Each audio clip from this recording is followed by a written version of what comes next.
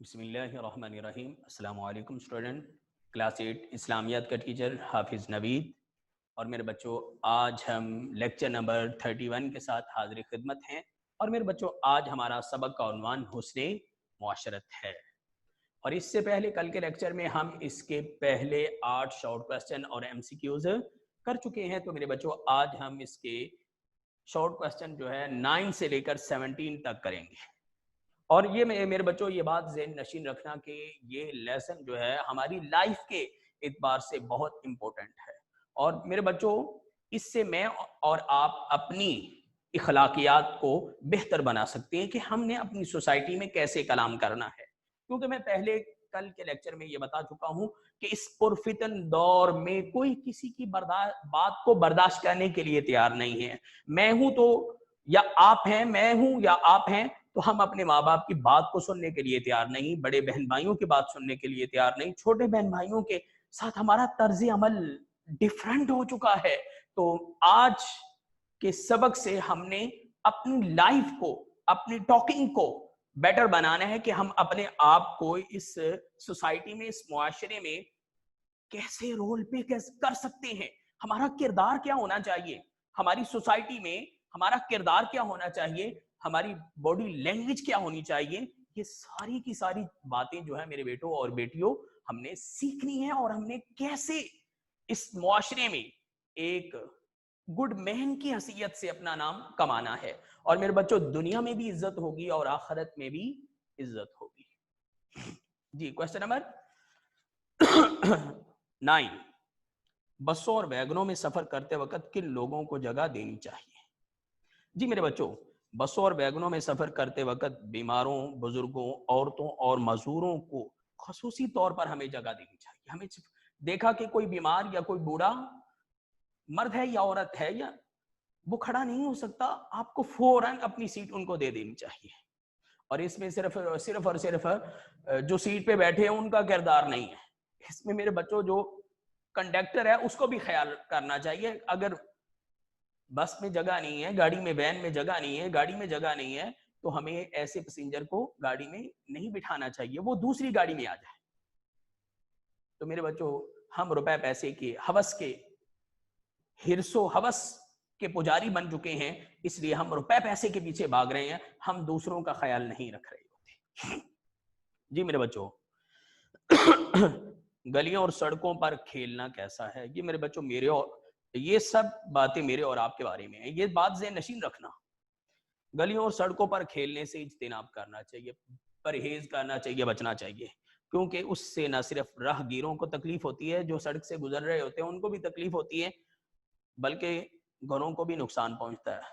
آپ کھیل رہے ہوتے ہیں، کرکٹ کھیل رہے ہیں، تو بال کسی کے شیشے پر جا لگی تو ان کا شیشہ ٹوٹ سکتا ہے، کسی راہ گزر کو لگ جاتی ہے، گزرنے والے کو لگ جاتی ہے، تو اس کو لگ جاتی ہے تو اس کو تکلیف ہوتی ہے۔ تو میرے بچوں، اس لیے ہمیں راستے میں کرکٹ وغیرہ نہیں کھیلنی چاہیے۔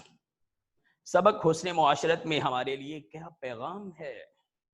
سبق حسن معاشرت سے ہمیں پیغام ملتا ہے کہ ہم اپنے گھر، مسجد، محلے، اسکول اور ماحول کو صاف رکھیں۔ جیسے میں نے پچھلے کل کے لیکچر میں ایک حدیث آخر میں سنائی تھی، الطہور شطر نصف الایمان،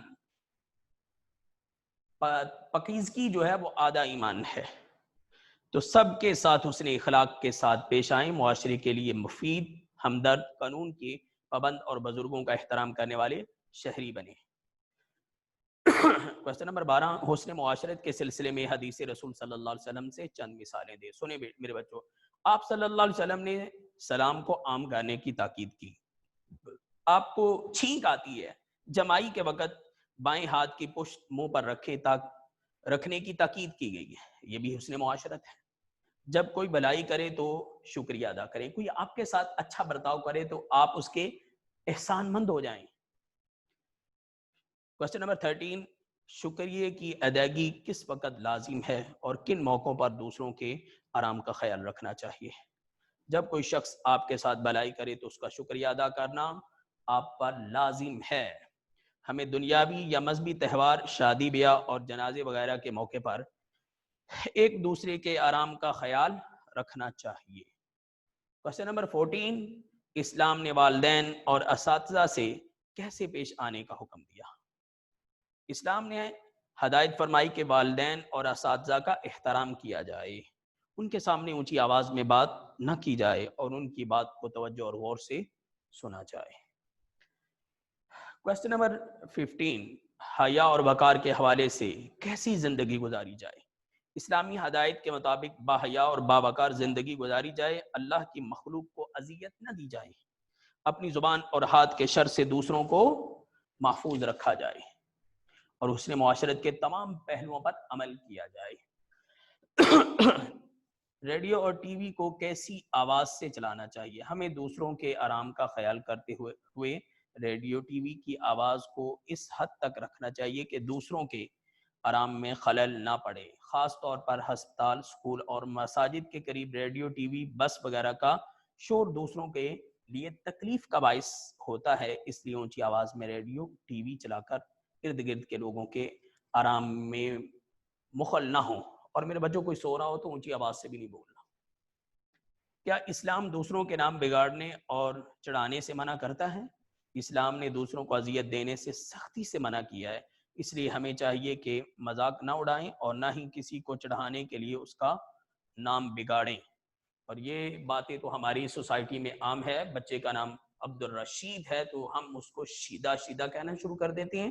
تو میرے بچوں ایسے ہم نے کسی کو نہیں پکارنا، کیونکہ اللہ قرآن میں فرماتی ہیں وَلَا تَنَابَزُوا بِالْأَلْقَابِ، وَلَا تَنَابَزُوا بِالْأَلْقَابِ، دوسروں کو برے ناموں سے نہ پکارو۔